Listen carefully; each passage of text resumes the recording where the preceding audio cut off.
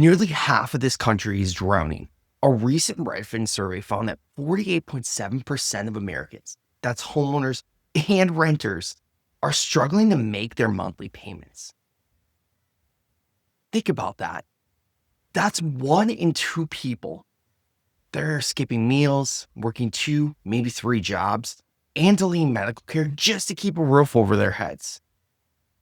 You've been told that if you work hard and you play by the rules, you'll win.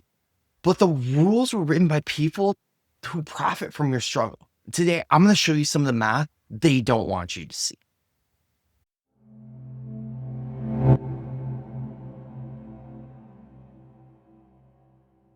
So let's start with something we like to call the spread.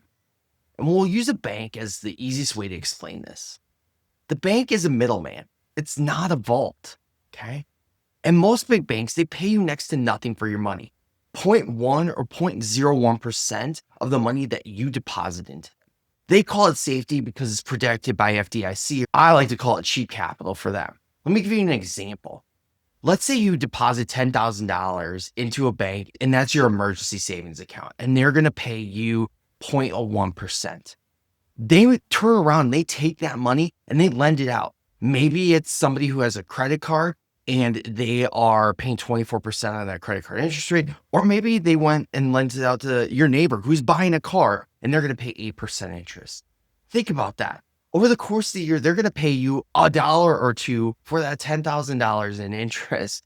And they're going to make somewhere between $800 and $2,400 in the 2 examples we used. That's the spread. And you can see how dramatic it is. Keeping money in the savings account, it's kind of like watching an ice cube melt in your hand. Yeah, you've got it. You see it. It's there. It feels safe, but it's slowly disappearing and melting away. You cannot save your way out of a system that's designed to devalue your savings. But here's the deal. Don't get mad at the banks. They're business. This is exactly how their model works. They're just like any other business. They're working to provide a service, in this case, loans to other people, and churn a profit from that service. Just like any other retailer that you might go to that you buy things from, or anybody else that you buy a service from. The goal is to provide a service and turn a profit, and that bank is no different. The key is to understand that and then shop around. Don't just go with your major national players or the really big banks. Shop around at your local banks. There are high yield interest savings accounts out there that you can use to house something like your emergency fund. Or maybe you're working to save for some big purchase. Maybe it's a house or a car down the road. Quick program interruption. I get it. Money can be emotional, frustrating, and stressful. But if you are or plan on working on your money, you don't have to do it alone. Join our private Net Wealth Nest community for weekly mindset, practical money tips, and group accountability. Think you need a personalized plan? Check out our one-on-one coaching. And lastly, if you're an organization, school, or small business, we also run course-based financial education programs that help those closest to you. Head to our website or click the link in the description and we'll get you set up with the help that you need. And so that kind of leads us into stealth taxes and the leaky bucket. The number one stealth tax that people don't think about is inflation. It's the tax that you never voted for. Think about this. Let's say you get a 3% raise, but rent goes up 10% year over year and groceries have just gone up 10 to 20%. You didn't get a raise. You got a pay cut with a thank you note from those corporations that are charging you money. And while inflation is natural over time, most people don't think about it. And that's where they get themselves into trouble when they're not looking to buy and own items that outpace the rate of inflation. And they see their money lose value over time, little by little by little. Now, couple something like inflation with your attention. And what I mean by that is your attention is currency. And that is because of how good advertising is and has gotten. You see something and it's easier than ever in history to go out and just buy it, whether it be buying it with one click over the internet or running out to your local store and getting it. But that adds up so quickly. All of a sudden, you end up with a kitchen full of drawers of kitchen doohickeys and all these other things Or you've got 8 subscriptions to things that you may only sometimes use. This is part of the societal training. Work hard, buy more. And this is why people are working harder and working more, and they feel like they have less. Those holes in their bucket, whether it be the inflation or their consumerism, those holes feel like they're getting larger and larger. And the faucet that's pouring water into your bucket, your paycheck, is not growing at the same rate. And this is where the game feels rigged. It feels against you. So much of this feels outside of your control. Like it's just being done to you. And in some instances, it is. But this is where it is actually possible for you to fight back. And so let me talk to you about a little bit of a personal story. I was this person.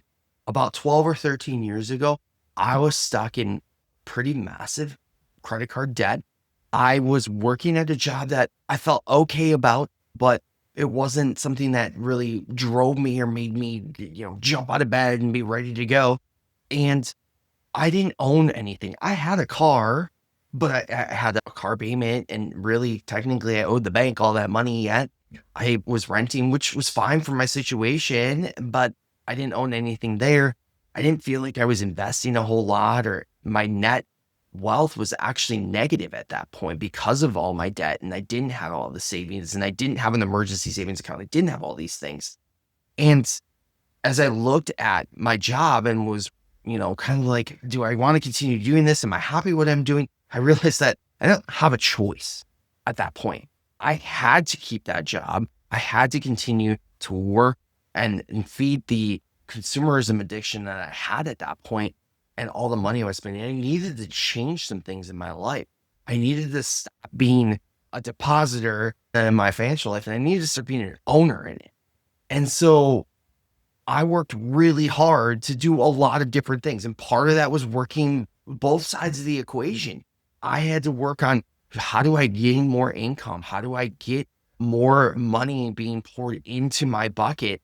And then where are the holes that I can close? And how can I be smarter about those holes that I have? Are those holes maybe putting money back in, or are they long-term saving and investing so that I have even smaller holes as I get older? And that took a lot of reading and understanding why I was making the decisions I was making and breaking away from the cycle. I was living very much paycheck to paycheck. And honestly, it was a negative paycheck cycle where I wasn't even making enough income, hence all the credit card debt that I had. So I really had to make some big decisions on what that looked like and how I was going to do that going forward. And so as I got myself out of that, it helped me start to build that peace of mind that I had and make things a little bit easier as I started to build my, my nest, right? That was allowing me to grow faster than the system was draining me. And so I want you to understand that the system, the way it works, isn't broken. It's actually working exactly how it was intended by the people who have designed. But not all hope is lost. But we want to change the system so it's easier for that people. That does take time. In the meantime, you've got to play the game the way it's been laid out for you. And that will help you get ahead of that as the system hopefully changes over the long term for the betterment of the majority of people. I want you to do one easy thing right now. Open up your bank app, see how much interest you made last month. If it's not enough to buy a cup of coffee, you're not an account holder. You're a source of profit. Again, you can change that. Just takes a little bit of work. If you're unsure what to do next or need help, that's why we're here. Come visit us at our website or join our private community. And if you're really ready, join private coaching. Get out of that paycheck to paycheck cycle. Stop sitting on the sidelines of a game that's rigged and get in the game and start playing. Thanks for joining today. My name's Jim. Bye, everybody.